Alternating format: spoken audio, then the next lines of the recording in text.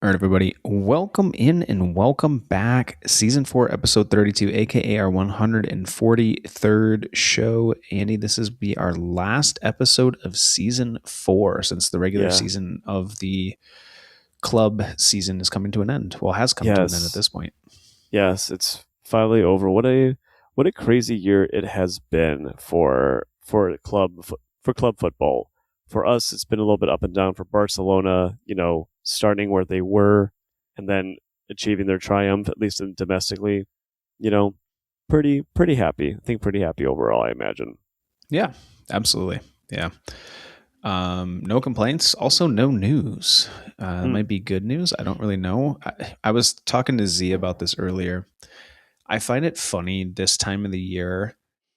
Every player seems to be linked to every club Oh, everywhere. always. And it's just funny. Yeah. I, it always makes me wonder how much of it is just like tabloids just putting stuff out there because they have to get it from somewhere. Some things do, but like it runs the gambit. You have like the whatever like web pages that'll just post anything, Yep. AI controlled or whatever. But then you have like somewhat reputable that are taking things out of context and be Mm-hmm. like, oh, he's going there.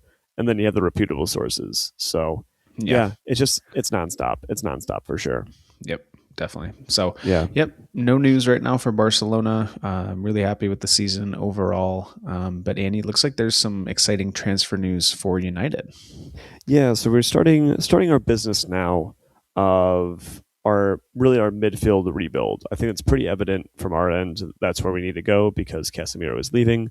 So we've actually replaced Casemiro with a not truly replaced, but with Casemiro going, we have brought in another Brazilian. His name is Ederson. He used to play for Atalanta under actually the current Roma coaches Atalanta. um, I guess kind of like some background to him. Buying him for about what was it, 35 million euros or 47 million dollars. So not like on the higher price end, which I think is good. Um, Part of that I think is a strategy um, by Ineos and by United to start kind of building the bench first to say, hey, Mm-hmm. if we don't get what we want, we still have our midfielder and we can go somewhere else and kind of use our midfielder there. So I think it helps a little bit in negotiations where we're not going to be like pursuing Frankie de Jong for the 3 months and then realize on the last week that he's actually not coming and we Oh, are have you no guys going to midfield. pursue him? No, Oh, but just like please. in that just in that vein when we did that where we're like we want Frankie de Jong like at the end of May. September rolls around, we don't Yep. have Frankie De Jong is saying he's not leaving Barcelona. So kind of avoiding that of saying like, hey, we have a little bit of leverage. I think is the idea there. Um, I think good signing.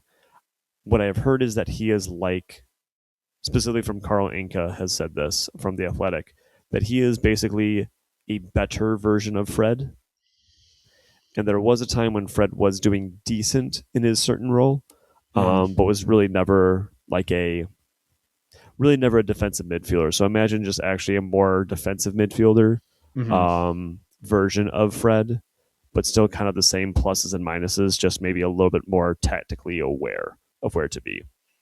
So much more to happen, but honestly, I'm just glad we're getting some business done now so Mm-hmm. that, you know, there's a little bit of impetus moving forward. So yeah, Yeah. nothing crazy exciting, but these are the things that are needed and to kind of fill out for a season. Yeah. Yeah. And I think in this kind of summer where we have the World Cup, I think it's Mm, important to have something, at least a signing done before the World Cup. Get your feet yeah. wet.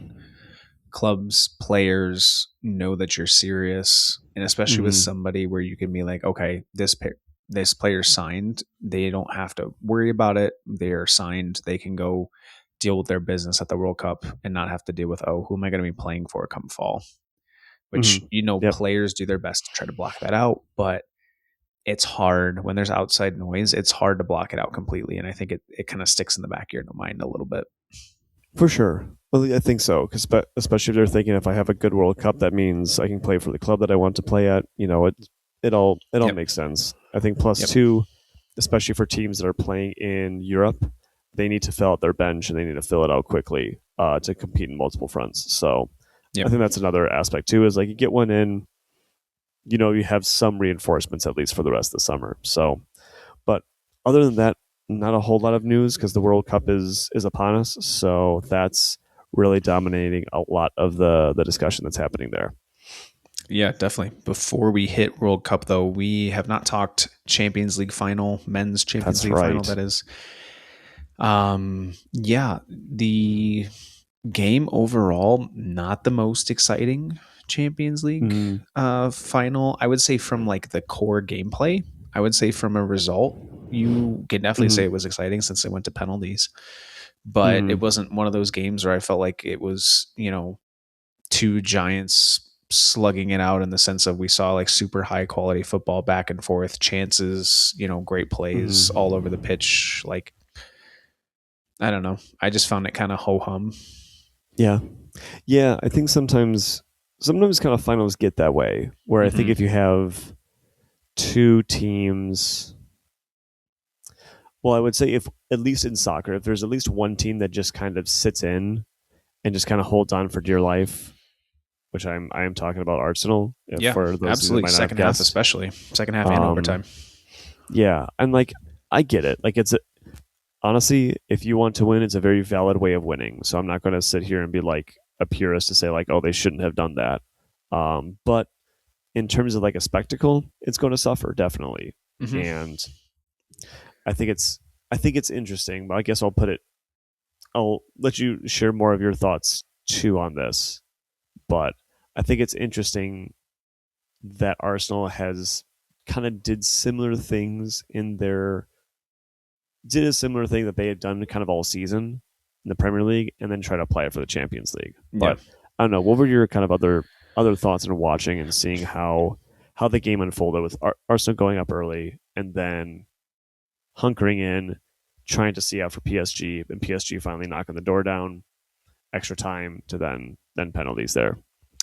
Yeah. I mean, I think you kind of hit the nail on the head for sure about Arsenal getting up early and then playing way more defensive for 55, 60 minutes plus. Actually, it was Mm-hmm. just like, I get when you're up you want to defend your lead, but I mean, you scored in the first 6 minutes. You looked really good for probably the first Mm-hmm. 10 minutes, taking the game to PSG. And then all of that just slowly fizzled out through 40, 50 minutes of play. And it's like, I mean, PSG is a very good team. PSG is going to score goals. I feel like if you're going to beat a team, you can't beat them 1-0. Like, Yeah. you're not going to win a final in this day and age 1-0. The offense is too Mm-hmm. good. For sure. Oh, for sure. You're not the great Italian teams from the 90s who can, play super defensively and just, get a goal Mm-hmm. here and there and find ways to win the game because you don't give up chances. But Right. Right. I mean, overall, like PSG didn't really have that many chances, even for how much better of a team they looked in the second Mm-hmm. half. Hmm. It like that penalty was a terrible penalty to give up. Like the defenders beat the attacker. It's not like he's one on one with the keeper. Like he's going kind of away from the goal. Arsenal Mm-hmm. has help in the box, and just so egregious. And that Yeah. was PSG's best chance all game. And they Mm-hmm. converted obviously, and it goes 1-1 tied into extra time. But I mean, if you're going to pack it in that much and not have any offensive pressure in the second half, like you can't give up Yeah. cheap penalties. You just can't. Yeah. Definitely. And maybe that's something. I wonder if it because I didn't see much of the game. But what I would say, I guess the question I would have is sometimes like I know that teams will sometimes once they get ahead, their idea is then to like we're going to absorb just a little bit of pressure because we know the other team wants to come back with a response. So we're going to sit in, just get more defensively solid. Do you think it was something where Arsenal tried to do that, but then were kind of overwhelmed by PSG and their I guess their ability to keep the ball or their ability to really pen Arsenal back in, where all of a sudden they're like, oh no, we're actually really going through it right now. Do you think it was something like that, or do you think it was kind of they stepped off, PSG took it and held it, but weren't really creating the pressure onto Arsenal to make it happen? Yeah, I think there were PSG definitely had chances. It's not like nothing happened in the game where PSG hit a post once. I think outside of the post though, put the ball just over a couple of times. But I Mm-hmm. think it was one of those things where Arsenal scored too early. Well, I shouldn't even say too early. I think they implemented the defensive structure way too early. Yeah, Like yeah. you score in the 6 minute, you're not in this day and age, you're not going to stop a team from scoring for 84 plus minutes. Like that's just Mm-hmm. it's not going to happen. Yeah. And yeah, I think PSG just slowly mounted the pressure, and you could see it in the second half. I mean, PSG generally in their games off the kickoff kicks the ball really deep into the corner flag and immediately starts applying defensive pressure. They didn't do that in this game. In the Mm. second half, they started out and immediately took possession of the ball and created a chance within the first minute of the second half. And I think it was from that moment Yeah. on, it was like, oh, Arsenal looks like they're going to be in trouble this second half. Mm-hmm. Mm-hmm. Just because PSG slowly took it to them. But if you don't give up that penalty, you might win that final 1-0. But Yeah. I think you're almost taking too many chances, which is almost an oxymoron, right? Like you don't Mm-hmm. think you're going to give up a lot of chances um, if you're going to pack it in for 85 minutes. But Mm-hmm. when you have to defend for that long, it's more exhausting, and you're Oh, just for inviting sure. pressure. And then if that other team scores, it's like, well, how do we get out and create offense now? Yeah. Right. Well, because like I think that's always the thing is when you're going to do that, you need to have the outlet right to play counterattack. Because I mean that's kind of essentially what United has done, and what we're able to be successful with is we're able to this season get that early goal from a set piece, just as easily as Arsenal would have. Mm-hmm. If you look at like how many goals we were able to get from set pieces, but we had the outlets. Like we absorbed the pressure, but we always had the outlet. And it seems like I don't know if Arsenal really have that great of the outlets to make that happen, or the kind of even that like I want to say the mentality or the philosophy that United has of like United will go and they'll go for it, at our demise, but Mm-hmm. you end up having a pretty cool game of like you'll have a 4-3 victory or a 4-2 victory. Yep. So it kind of gets, I think, to that philosophy of which, as a spectator, would you want to see. Yeah. Um, and so this is kind of what can happen with playing a playing a soccer in Arsenal's case, where you just cause chaos during your set pieces because that's where you can cause the most chaos, and with everything else being kind of equal, and then going to try to park up defensively. You Yeah. know, I think too, it shows a little bit about Arteta's kind of greenness, just being a little bit inexperienced in a big game like this. That's definitely something I feel like an inexperienced manager does. mm-hmm. Whereas a more experienced manager, also, philosophies are different, but Hansi Flick scores one goal, he's not satisfied. Pep Yeah, Guardiola isn't satisfied with a goal. I would say Michael Carrick, not going to be satisfied with just one goal, right? yeah, There's so many coaches out there who are going to go and try to grab the game. And then there are coaches where you're like, oh my gosh, like we're in a final, we're up 1-0. What do we do now? yeah, yeah, yeah. I think that's kind of the feeling of they want the results so bad, but they don't necessarily want the game, if that makes sense. Mm-hmm. And like all that's fair because right, like he's trying to like his legacy, he needs to win things, and so to win things, you need results. So it's kind of like a catch 22 in that sense. But I don't know. I think it's to me, I'd rather just have the team that had to fight to get the equalizer to end up winning it versus the team Mm-hmm. that started pretty early on with all the jitters that happen in a big game, and then trying to have them see out the game. because then it just feels like it's just a different experience. It's a very different experience Hmm. of watching it. It's not as fun. So I'm Yeah. glad just the better team won. I think. Would you say that's the case? Do you think that? Oh yeah. Oh Okay. yeah. 100%. And if I would have maybe taken the first 10 minutes, I think Arsenal was the better team in the first 10 minutes, but Hmm. outside of that, it was PSG. So, Okay. Yeah. um, yeah. Then that's I think that's fair. Then at least the result then matched it because, geez, it could very easily have been a 1-0 victory for Arsenal, Hmm. and I think people would still be talking about being like, did Arsenal deserve it? I don't know. So because there's definitely been games like that have happened. Yeah. One could say that with United, where United against Bayern Munich, maybe you think we didn't deserve it. I think it was having watched that game, watched it back. I think it was maybe like a 60-40 Barcelona overall, but it wasn't like a 80-20 where this feels like it's like an 80-20 Yeah. PSG. In favor of PSG for it. So, Yeah. Yeah. But I think my funniest slash most frustrating stat and kind of gives a little bit of a snapshot into what the game was is PSG's goalie Safanov didn't make a save all game. wow. He Wow. gave up the goal in the 6th minute. Arsenal creates 0 shots on goal after that. And in the PKs, Arsenal misses 2 penalties, one wide left, one over the top of the goal. Goalie didn't make a save all game and Holy falls butt cow. over tea kettle into a championship. Hey, this is why people both love and hate goalies.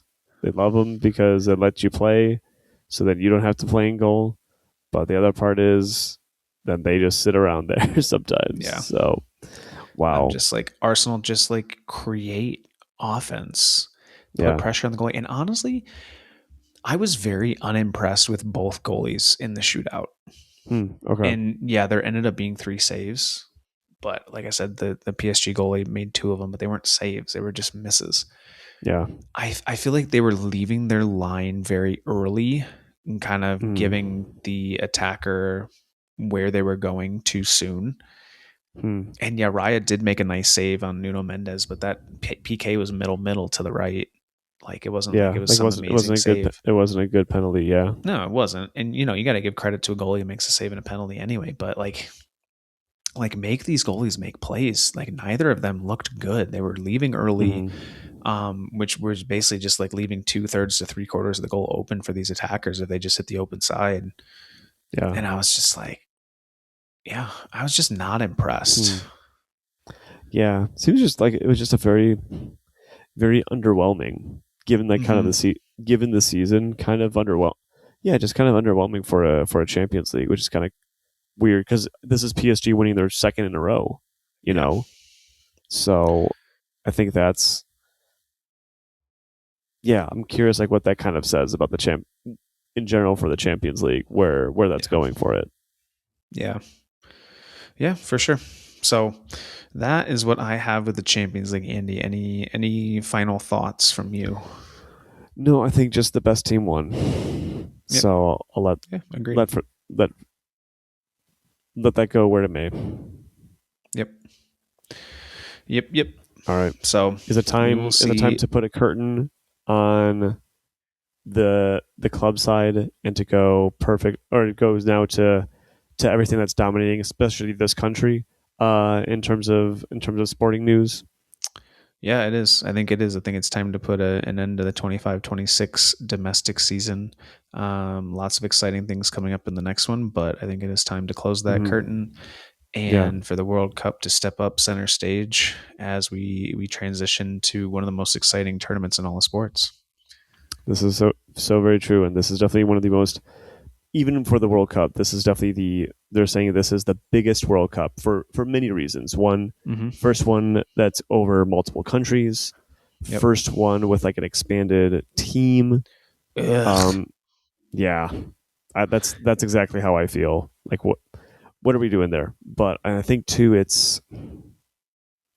what else did I hear? Like why it's so big? Well, I think it's also just like they're talking geography, they're talking a whole bunch of things, and this is Money, price, that's big. yes, yeah, money and price. So I think honestly that's like the biggest thing that people are taking away from this is the ticket prices. So Paul, talk to me about your thoughts on these ticket prices because I have probably talked Bridget's ear off about like how ridiculous this is, but you know, let's from your perspective, what's got you going with this? I mean, I think the thing that's got me going with this aspect, and I think we always like to preface some of the off the field stuff when it comes to the World Cup. When we talked about Qatar 4 years ago, we talked about the labor issues and the conditions Mm-hmm. that these workers had to go through and whatnot. Um, I think one of the biggest storylines here is, with it being across these three countries, Canada, United States, Mexico, is the stadiums are already established, which is nice. So you're not having to build all Mm-hmm. of this infrastructure. And, there have been cases where for Olympics, World Cup, these countries end up going bankrupt or thereabouts just in trying to like put all this money into these stadiums and venues and whatnot that end up just like being decrepit, run down, like ghost towns in Mm-hmm. months after the event's over, right? So that's Mm-hmm. one of the nice Yep. things about it being like this. But on the flip side of that, these countries are like, we're established. We're going to try to make as much money off of this as possible. Mm-hmm. And Mm-hmm. because of that, you have these tickets that are selling on average. I think the last figure I saw was on average $7,500 per ticket, Jeez. which Jeez. Yeah. is crazy expensive. And those are not good seats. You've got No. aftermarket tickets going for millions of dollars. And, you know, this sport is, and I've heard it said this way, like it's like a working person sport, right? It's not for the super wealthy, it's for the people, it's for the Mm-hmm. working people. It's something that should be accessible, that people can go, you know spend 50, $100, get some food, get a decent seat and watch a great game. Like that's what it Mm-hmm. should be about. Yeah. But FIFA has made these like flexible prices that are constantly, honestly, like going up at this point. And I've Yeah. heard issues with like seats not selling, because Mm-hmm. who's going to go pay $7,500 to get an absolute nosebleed seat on like Bosnia Herzegovina and, Qatar? Or, I Mm-hmm. know those two aren't necessarily in the same group, right? But like some of these games where it's not the host country, you have to get fans in Mm-hmm. from those countries to see the games. Mm-hmm. And I think we're going to see so many open seats. And Yeah. these networks are not going to be able to hide these open seats. Like, Mm-hmm. you can't hide that. Also, like, everybody's got a cell phone, so everyone's going to be taking videos and pictures of it. Oh yeah. Oh yeah. But I think that also kind of takes into account like the cost of flights. Like flights to the US are crazy Mm-hmm. expensive. Hotels and Airbnbs and other places for lodging have shot their prices up so they can make as much money as possible as well. Mm-hmm. Mm-hmm. And then you have issues with some of these countries like Iran can't they're not playing any of their group stage games in the United States because of the political issues with our country right now. Yeah. Yeah. You've got issues with visa and allowing certain teams in and whatnot. So it's just Yeah. like all of these crazy things. And on top of that, with transportation, is the United States runs on cars. Right. We are such a big country and we have a horrible, horrible infrastructure for city to city travel on public transportation. And a Mm-hmm. lot of these stadiums are not in major metropolitan areas. Like they say they are Mm-hmm. in New York City, but they're not Mm-hmm. in New York City proper. Yeah. You know? Same with LA because Yeah. LA is in what is it, Inglewood or I think you're somewhere right. around there. Yeah, but anyway, like to that point too, like these major cities that people would be living in or staying in to kind of see it, they'll then have to go out to there, and like Yeah. They're going to That's a pay whole a other couple. thing too. They're going to pay a couple $100 to get an Uber one way Mm-hmm. to get to the game. Right. Like Like how are they going to do that? It's not like it is in Europe where you can hop on a train for £3, Mm-hmm. £5, Yeah. and you can get from London to wherever to London to go see this game. Like Mm-hmm. Yeah. it's I've so heard frustrating. I've It's heard a story where like Scotland, like the Scotland like traveling fans, what they have done is on the East Coast, like they have decided to just rent a shuttle. They've pooled in the resources to rent a shuttle to take everyone to the games. So yeah, just have one person coming in driving around like I don't know where that person's going to park or if that person just had to like say like, hey, we're out of it, or should like just go to the shuttle company and just say, can you just do this? yeah, Because that was probably the most feasible way they could make that happen. yeah. Like it's amazing the level of commitment, but like at the same time, like that's kind of it's kind of ridiculous. Like the Hmm. whole fan experience to do that is part of being soaked up in that, and you're kind of taking a little bit of that away of being with the fans, being in the city, enjoying the city, and then taking that and going into the city, going to the stadium, and then going back out to this out after the stadium. I'm sure Yeah, people will still do it, but that's a whole different experience. yeah. So It's I kind of feel bad, especially for how much you're going to pay to have that mhm. experience. Like that is kind of crazy. Yeah, Not kind and of, it is crazy. yeah, yeah, and rather it being like, how can we make this as accessible, as centered on the fans as possible? It's how much money can each individual company, each organization make off of this Mm-hmm. event, Yeah, which is yeah, it. I mean, it's very much how sports is going in this day and age, which is very yeah, frustrating. But yeah. you know, Well, I just feel especially, bad. yeah, I think it's just especially in America, like they're seeing. So I was listening to this podcast, one of the podcasts I like to listen to, which is the Overlap, and they had Jurgen Klinsmann in, and Jurgen Klinsmann was talking a lot about, I don't know if you know this, Jurgen Klinsmann, he lives in LA, like he lives in Orange County, and he was talking about, how when he was young and traveling, he had to kind of like accept like the area and accept like the culture that was there and kind of Hmm. understand it. And he was like, he he had asked people like as they were going to America to kind of have that same thing of like just kind of try to understand and try to be a part of that culture and try to understand that as opposed to like having the preconceived notions, which honestly in general I totally agree with. Like anytime you're visiting, like you take in that culture. You're not the person that's in the right. You're the guest coming in. Hmm. Um, it feels different in America where that kind of like hospitality isn't there because the hospitality is really you gotta pay up to wazoo for the hospitality. You'll get Yep. it and like you'll have it, but you have to fork over and get that. That's the buy-in from there. It's not just the hospitality of the people there being like, hey, we're guest friendly. It's yeah, we will be friendly under the guise of you need to pay up to Yep. show you can do this. Yep. So and I'm sure that's why a lot of Europeans dislike Americans when they come in because that's what they say is Americans just throw around all this money and it's like we Yeah. expect that for I think we're expecting that from Europeans as well that they're just going to toss all this money to us and they're going to be like no I will stay at a bar and watch it and have just as good of a time Yeah. um, which would be unfortunate for them because they'll still have to pay thousands of dollars just to be in the US to watch a screen like that's horrible that Yeah. sucks.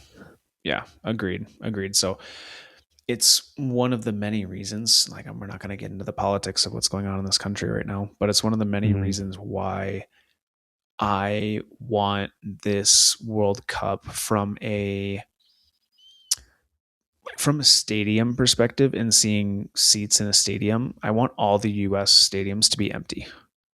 Yeah, yeah. Like I just want to see empty stadiums, and I just want to laugh at FIFA Mm-hmm. and laugh at the government of this country being like, you guys did this.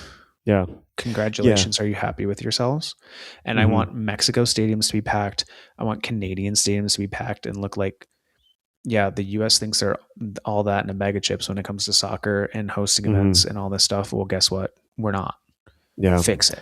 Yeah, I can't wait till the first big storm to kind of hit the U.S. over this tournament because it's also because it's bigger, it's longer. Hmm. So you're going to run into storms. And like something I read said that FIFA in this World Cup has no rules about like when to call a match. Mm. So you very well could have a match because I guess like the protocol is like kind of like in like a youth sports protocol where if you hear lightning, you have to vacate Yep. until 30 minutes till you've heard no lightning, and then you can go back. But if it hits at minute 29, the clock restarts. You have to wait another 30 minutes. Mm-hmm. So I would be very curious what happens then because I think you're going to have different cultures who are going to be like, nope, these are my seats. I'm staying here, where other people are going to go back to their cars or whatever. I Mm-hmm. think there could be a whole lot of stuff happening because of that. And Mm-hmm. Yeah. that could be a nightmare because I don't think you want Argentinian fans being upset that they can't get back into the stadium thinking that, I have the ticket and Mm-hmm. all of a sudden they can't get back in. They're going to find a way. We saw that in Miami. They're going to find a way. Yep. So I don't want that to happen because I don't want people to have those bad experiences. But I'm with you. I do want people in the U.S. to see, man, we really can't host a world. We aren't situated to host world events like this. Yeah. So I'm Without with you. change. Without Yeah, change. without change. Exactly. Yes, 100%. Yeah, because I'm not Yep. trying to bury the U.S., but I just want to say like, hey, we're not all we're cracked up to be if we're comparing ourselves to other nations. This is something that Yep. we're lacking in definitely. Yep. So For sure. yeah, so there's stuff happening around there, Paul. I kind of talked about a little bit the heat and the altitude is kind of coming into this because of the distances, and this can have a huge effect because of the acclimatization for players. Finding out that like for a lot of players, like they've operated their whole season under like let's say 23 degrees Celsius. And I Mm-hmm. think the average probably for this tournament is going to be like I want to say like 26, potentially even to like 30 degrees Celsius. Yeah. That's going to So change games a lot. yeah. Yeah. So 23 degrees Celsius, that's about like 78, 77, 78 degrees Fahrenheit. Is that You okay? Yeah. you increase that to 26, that goes up to like 84, 85. Yeah. you know, and you're going to be playing in these warm stadiums under a lot of heat. And yeah, I Mm-hmm. agree with you. Like, I think this might be a tournament where European teams struggle. Certain European teams Mm-hmm. struggle because they're not used to that sort of heat. Whereas, Mm-hmm. South American teams, maybe teams from the Western Hemisphere, are Mm-hmm. used to playing in conditions where it is hot, it is muggy, it is miserable, and that's just like Yeah. what you play in over here. Yeah. Yeah. It's part of that. And just the whole preparation too of each city is going to be a little bit different. How they're going to get to the games is going to be a little bit different. Mm-hmm. You know, that all adds up because then mistakes happen and all of a sudden teams that like, you know, I'll be curious to see how many goals like are going to be given up late in the games. Like, are we going to see a lot of changes like from wins to draws or draws to losses Mm-hmm. because of that? Because that's when it just kicks in. Like the brain isn't getting the energy and isn't getting the oxygen it needs to make the right decision. Mm-hmm. So you could be seeing really good teams making what looks like boneheaded mistakes, and it's like they're just gassed. They're just Mm-hmm. absolutely gassed. So Absolutely. some might say that's a jeopardy thing, so that adds more jeopardy to the game, but it's also like a quality thing at the same time too. Like you're not getting Mm-hmm. this complete quality. So that's like I don't know, that's a crazy toss up I think to think about there. Yeah, for sure. Yeah, and kind of talking about the conditions, I don't have this one written down, but there have been a lot of talks about the quality of the grass that's being Mm-hmm. used. And Yeah. it's, from what I've heard, it's not necessarily grass, it's just the thinness of the ground in relation to what's underneath it. Mm-hmm. And it sounds like there are plenty of places, especially here in the US, that typically use turf that have had to revamp their grounds to be able to use grass because that's a FIFA requirement, which it should be Mm-hmm. anyway. For sure. Yeah. Is the thickness of the ground is not enough to prevent player injury, allow the cleats to enter into the ground far enough for player safety, and even like issues with the ball not bouncing well. Mm-hmm. Nice. Like, yeah, it's just like I am really hoping that, knock on wood, that either they figure something out or that players just don't get injured, because Yeah, poor ground conditions can like significantly increase the amount of injuries that can happen. yeah, yeah. Because it's the whole. I think we'll probably talk about this as someone who is a orthopedist, knowing about like what the impact of like the world has on bones and joints and things. Or You know, orthotist. orthotist, orthotist. Now I got it, orthotist. So I think that's kind of a bigger thing because it, I think for specifically football doesn't necessarily doesn't need to have that because there's not. I think it comes back to like the idea of like football versus soccer and like what's kind of required for that. Hmm. It's going to be really fascinating. I did find that Michigan State though is doing research on these fields and seeing the impact. So Yeah, that Michigan State I'm very, also, they and I think University of Tennessee, I think were the mm-hmm, two main pioneers with the ground, and mm-hmm, the grass itself to get that up to snuff. yeah, Um, and I really hope that they have taken, or in the coming days will take into consideration, the need for the ground to be thicker to help protect players. for sure. Because I think you've seen that with stadiums as they've gotten more modern. There, Real Madrid at the Bernabeu has this where the ground can move and shift out of place to be able to host other events without jeopardizing the field itself. Mm, But then you run into these issues where players are playing on this field that's 6 inches thick instead of, I don't know, a foot, 18 inches, mm, whatever it might be. And these players are at an increased risk for injury just because there's not enough softness underneath the grass itself, mm-hmm. because they're playing Right, on, a really hard asphalt, metal, right. whatever is underneath the grass when it should be ground. Yeah, yeah, definitely. Well, yeah, it's like when someone puts sod onto anything. It's like, yeah, that little bit of sod, like you can water it and water and water it, but unless you have like very good ground, like a foot of ground underneath, that those roots aren't going to catch. And just like the impact is so crucial, especially in like the tight movements. That's the big Hmm. thing is you're having a lot of tight movements, quick movements. So, and again, these players like aren't don't weigh as much as other NFL players, so the impact isn't as far down. It's more like on the angles, and so Hmm. that's where the big thing is. You need more grass, and you need more ground from that. So crazy stuff there. I can't believe we talked about dirt for so long. But to me, it is fascinating when it comes to that. Um, I think the other thing we kind of want to talk about is I think just the format too, because the format's kind of weird, where Hmm. it's basically I think it's the best. So it's the first two in the group advanced, and then I think it's the 8 of the 12 Yes. Yep. third place teams. So the best 8 get to go in, Yep. Yep. which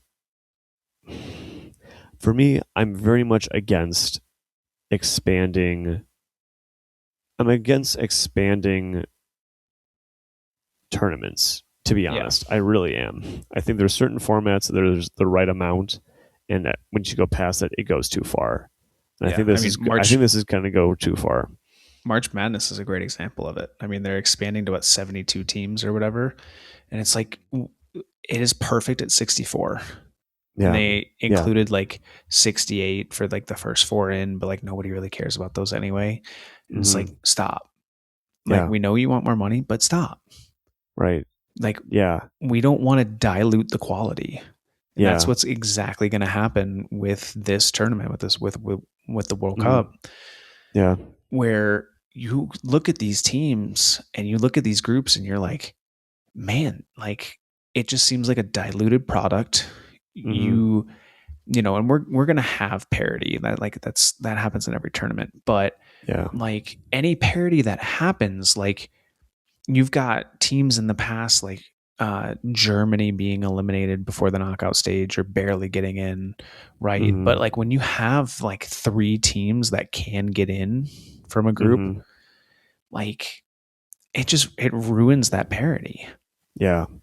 And I think you're going to see it definitely ruins that parity because I think what's going to happen is because you have so many third place teams, or you have 8 of the 12, maybe it makes it a little bit less because you have so many of the 8 of 12. But I want to say because there's people that are going to be fighting for a place to get in, if they have a chance to run up the score on a team, let's say like Germany like really falters or France, England falters early on in their first game, but in the second game, like they need to win, they're gonna blow up that score to make sure they either get second or third and pretty much try to guarantee that they're going to be in to that next realm. Yep. So I think that runs the risk there because if you have a lot of those games, I don't think that's good for the quality. This isn't football where it's like the early preseasons. You're seeing the 49-7. You're like, okay, that happens the first week. That's fine. But when it comes to like a tournament, I think that's a lot different. That's a hell of a lot different. Yeah, and then you're going from instead of 16 teams, 32 teams that are getting in to the knockout stages, and it's like, I don't need that. I don't need more. I want better quality. Yeah, like there's just more in this world. Outside of soccer, within soccer, it's just more, and it's like, stop trying to shove more down my throat. Just give me better quality so I can enjoy what I watch. Right. Just give me the semifinals that I want to see. Give me the France versus Germany, England, Spain, Argentina, Brazil. Give me those semifinals, those quarterfinals. Yep. Don't give them to me like in the group stage and then maybe they're going to see later, because I'd rather have it in the semifinal than see Portugal and Morocco duke it out in a group game and they don't see each other again because freaking 70,000 teams. Yeah, because Granada, I don't even think Granada's in there. Granada faces the Seychelles or whatever in the semifinals because that's how the permutation worked out. Like, I don't need to see that. Give it to me when it really matters, when it's really intense. That's what I want to remember. So, yeah, I think we are agreed in there. Paul, do we want to touch on, I think, the other aspect of coming to here in the issues specifically at the U.S. sites, or would you rather just get to the groups and kind of break down the groups there? Let's touch on it really briefly. Like, cool. I think we could spend a lot of time on this topic, but let's touch on it really briefly. And I did touch on it a little bit earlier, and specifically talking about Iran and them not being able to have any games here in the U.S. And if they make the knockout stage, it's going to be a problem. Yeah. Oh, yes. Because I believe all the knockout games in the U.S.? A good amount of them are. Yeah. A good amount are. If they make the knockout stages, like our fearless leader has said, Iran is not welcome in this country. It's like, then what do you do? Yeah. What if USA? Go for it. There's that issue. There's the issue with, apparently, and it's a rumor, I don't know if it's true, I really hope it's not, but ICE agents are going to be at these games, and to try to, capture and deport who? Like somebody from the Netherlands coming to support their team who is here to watch their team. Like, like, I know exactly what they're trying to do. They're trying to find illegal citizens that are in the U.S. to kick them out, that are going to support whatever country they're originally from, or another country, whatever it might be. But it's like, it's so frustrating. I'm not going to get into the politics too much because, we could spend an hour just on that by itself, but it's just so frustrating. Yeah. Just kind of would love to be able to look at a World Cup and just be excited for it. And it hasn't felt like that, I want to say, honestly, maybe since 2010 with South Africa, where South Africa looked like South Africa turned out to be crazy for many reasons. But that was, I think, one that was like to look forward to. Or Brazil, sorry. I misspoke. Brazil 2014 was a fun one to look forward to. Obviously, every World Cup has its, things that go around it. Obviously, this one just hits a little bit closer to home because it's at home. So Mm-hmm. Yeah. yeah, there's lots of storylines that we'll keep everyone posted with. But we're going to be here and try to focus on the football because that's what makes us happy. So we'll try to focus on that. So we have our groups. I think we're going to run down. I think I'm kind of thinking, Paul, we just go and say like who we think is going to get out of each group. Yeah, Is my I kind say of we thought. go first place, second place finish, who we believe on Yeah, each, and yeah, um, say screw the third place finishers. They shouldn't even be there anyway, and we'll let yeah, whatever happens in the actual games figure that yes, crap out. yeah. So I'm down for that. I'm down for cool. that. So we'll just try to run through this real quick. Group A, Andy, you got Mexico, South Africa, South Korea, and Czechia. Who do you have finishing 1 and 2? I think I'm going to say this is an interesting group. I want to say that it feels like it's 1 and 2 is going to be Mexico and South Africa. I think Okay. Mexico. I think playing at home, there's always been consistency in that the home team has done better than previous tournaments. So I do think Mexico will top their group to move on. I'm gonna go with. I agree with you in Mexico, but I'm gonna go with South Korea finishing A second good out of this shout. group. A good shout. I Yeah, don't have any reason why. That's just what I feel. I do think there's higher. I know more higher quality South Koreans than South Africans. I'm honestly just going South Africans because of the climate and altitude changes. That's I think actually a South good Koreans. point. I That's think a good point. they'll Yep. be better able to handle Yeah, those changes for sure. personally. But yeah, that's what All I right. got. Group B, we'll just kind of alternate here, I think, Andy. Mm-hmm. I'm gonna go Canada to come out first in their group. Yeah, I'm gonna go Switzerland too.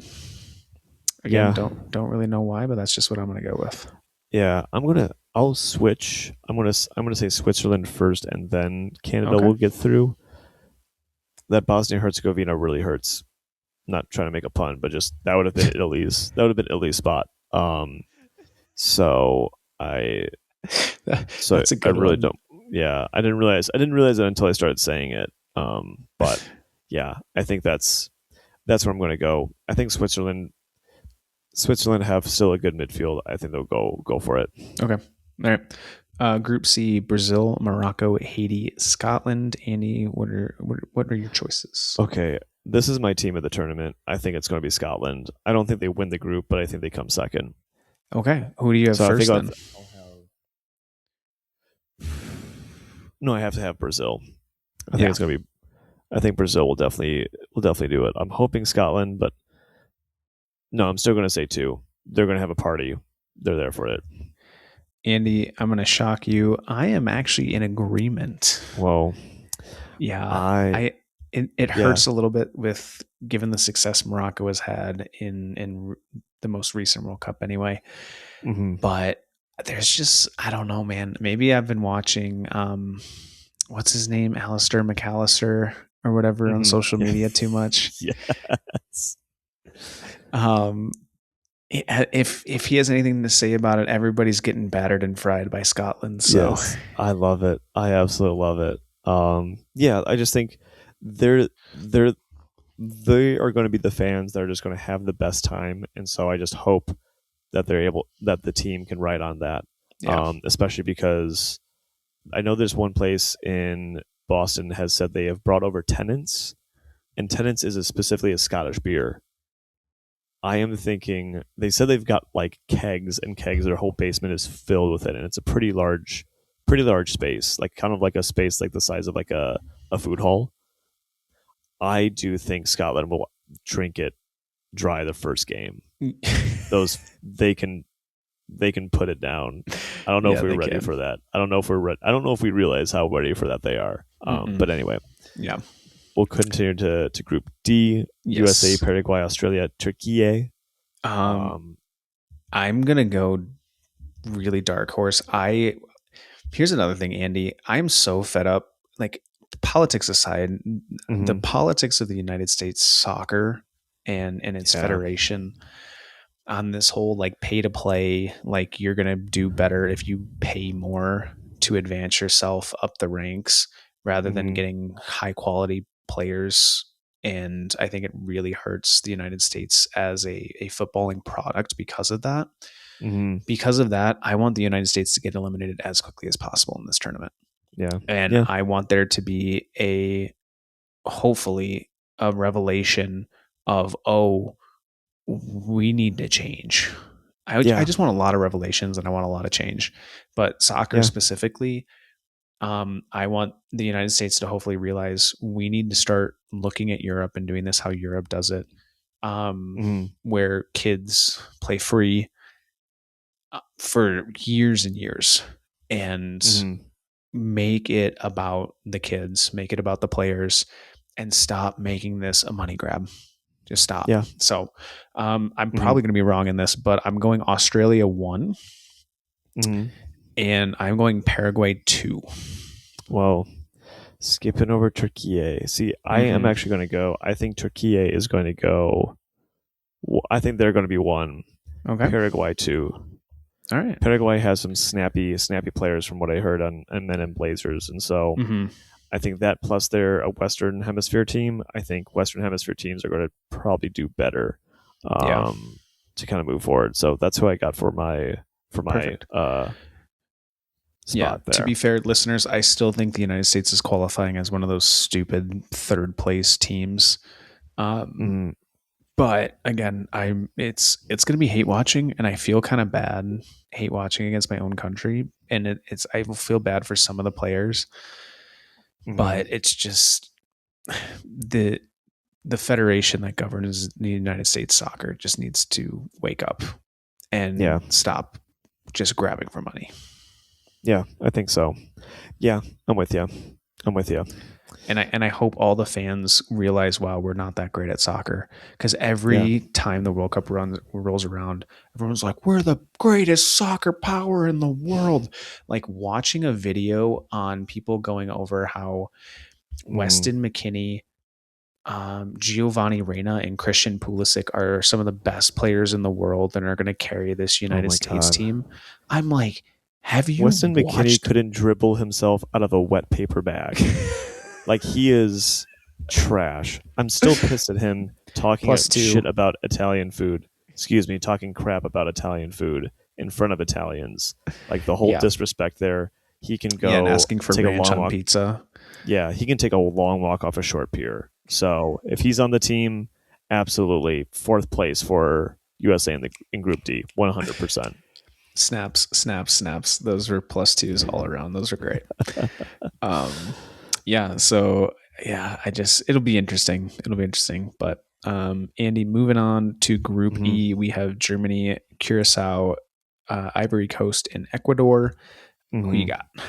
I think Germany and I think Ecuador.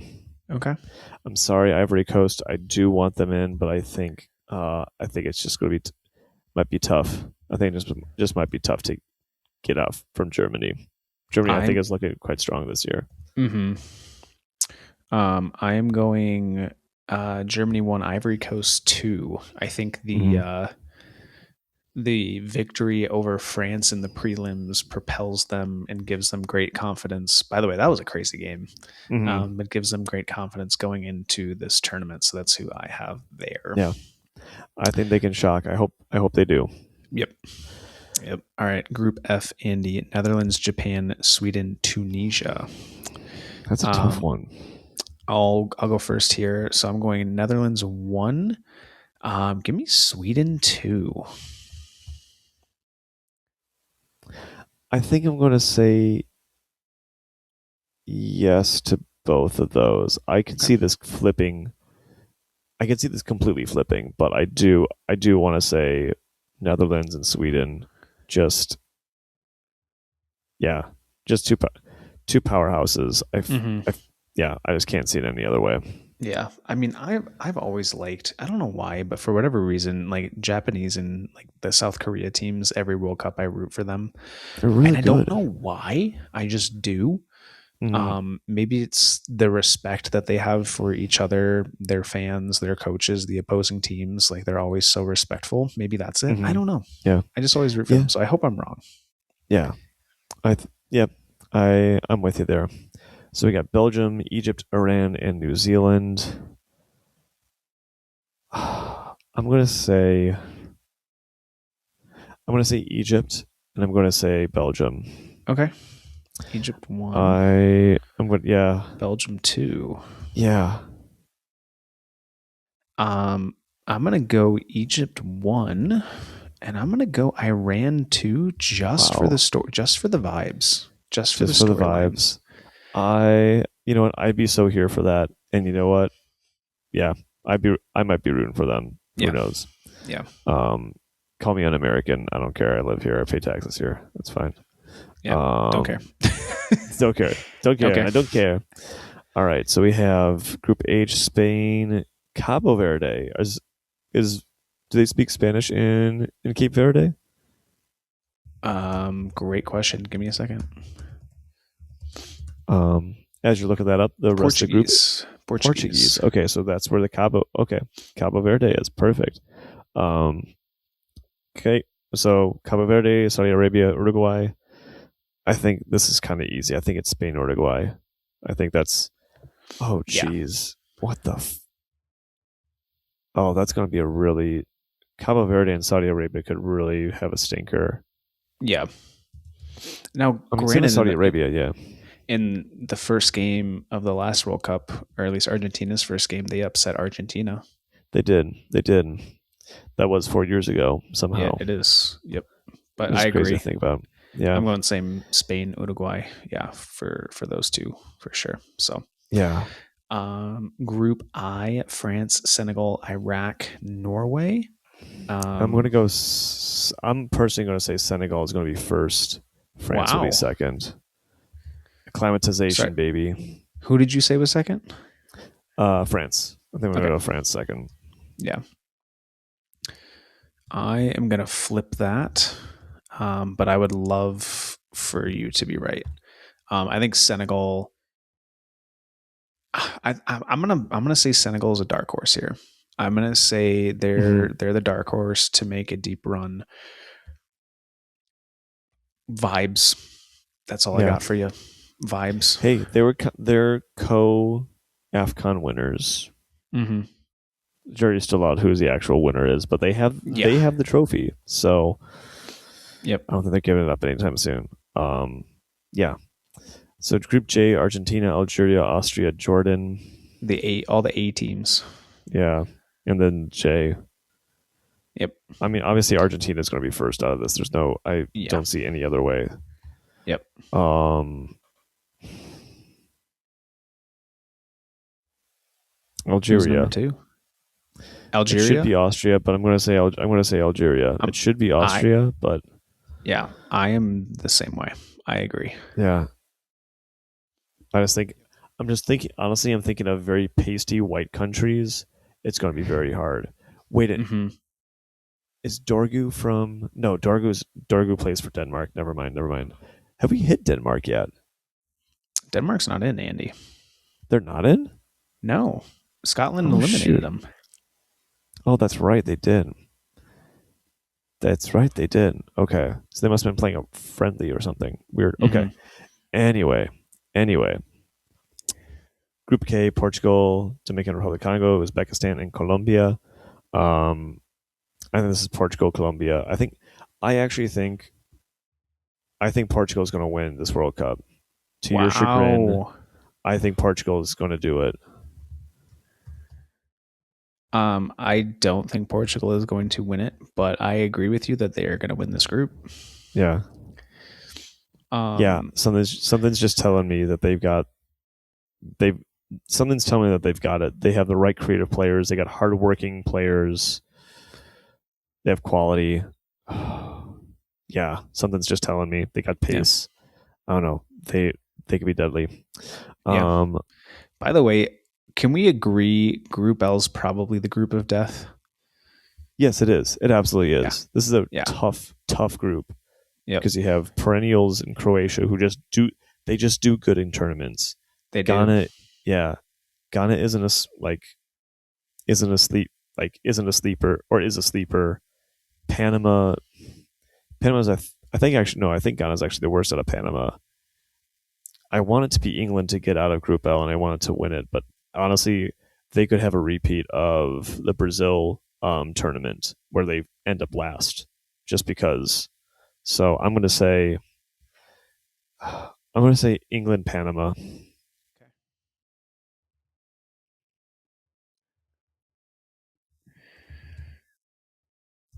I'm writing these down so we can tally points. Yeah.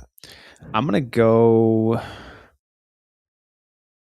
Oh, something's just telling me about Ghana. I don't know why, and Mm-hmm. I don't like picking against Croatia in a tournament.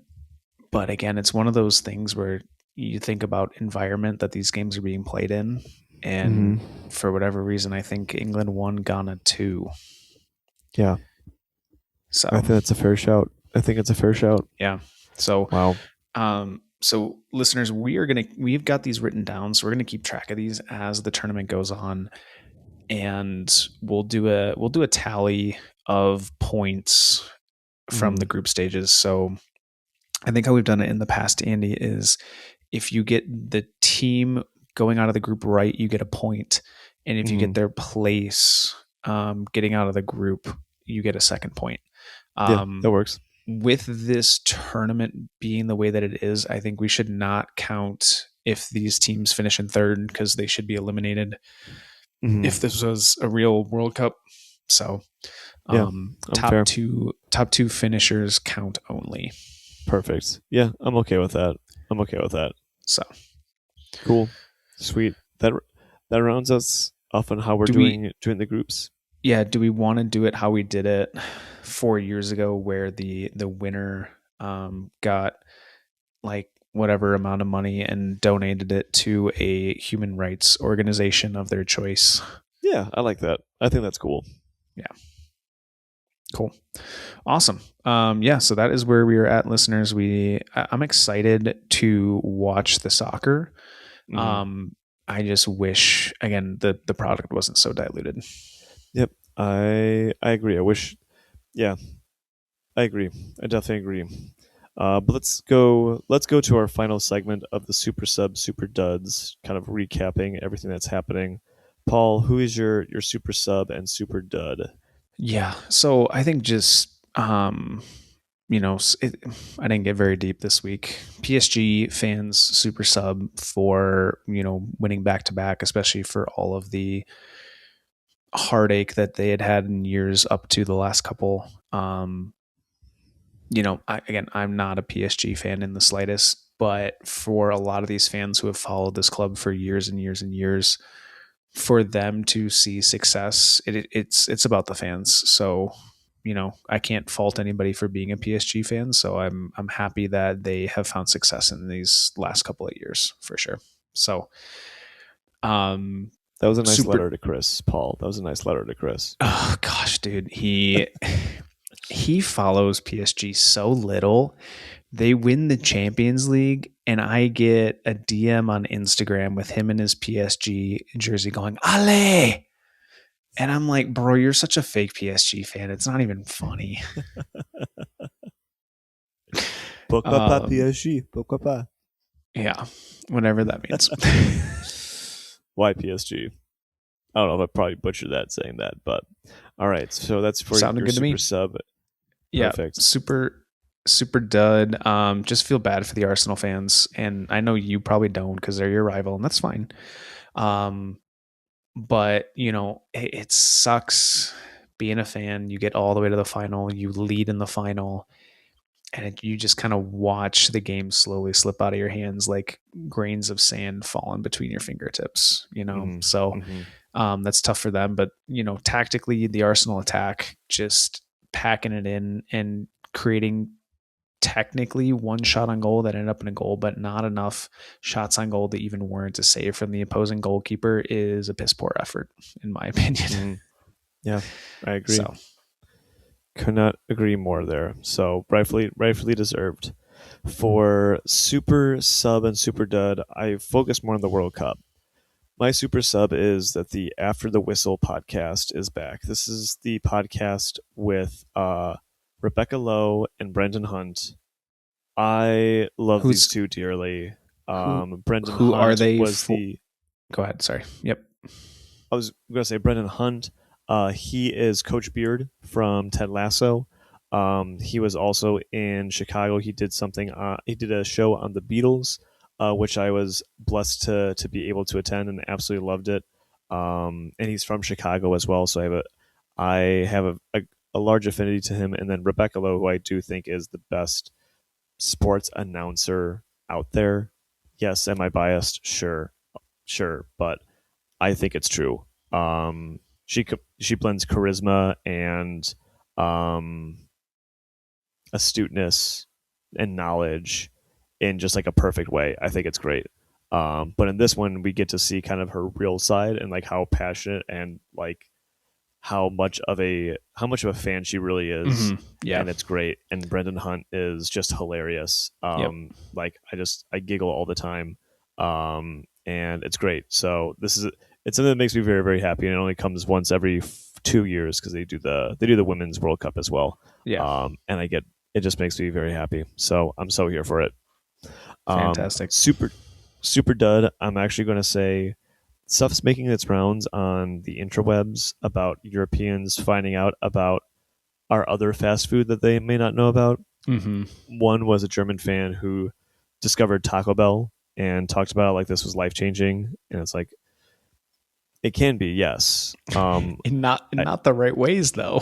Not the right ways. No. Someone commented. My friend told me that he looked at the comments. He's like, "Oh, someone also commented, being like, you'll never look at the bathroom the same way afterwards either." So, Yeah. there's that. This man, another I think German fan went to Portillo's, and he was loving the cake shake. You know Portillo's, Paul, like at the I Chicago don't. place. I don't. It's a fast food Italian beef place. Like burgers, Italian beef. Mm-hmm. It has a chocolate cake shake. And this German was just loving it. And in his picture, he has all this around him, and then the center, I think, is a stein of beer. And I'm just like, where the heck did he get the stein of beer? Because they were playing in Chicago. It was the U.S. versus Germany this past weekend, and I'm like, where did he do this? It's crazy. Yep. The worst of all is England fans in Miami finding Hooters. I shouldn't laugh, but I'm laughing. It's so bad. Like that's the last group you need to find a Hooters. That's the last group, man. So I'm just gonna leave that there. Yep. Like that. Yep. I started my day with this, and I'm going to end my day with thinking about English fans at Hooters. Yep. Effing A. But thanks.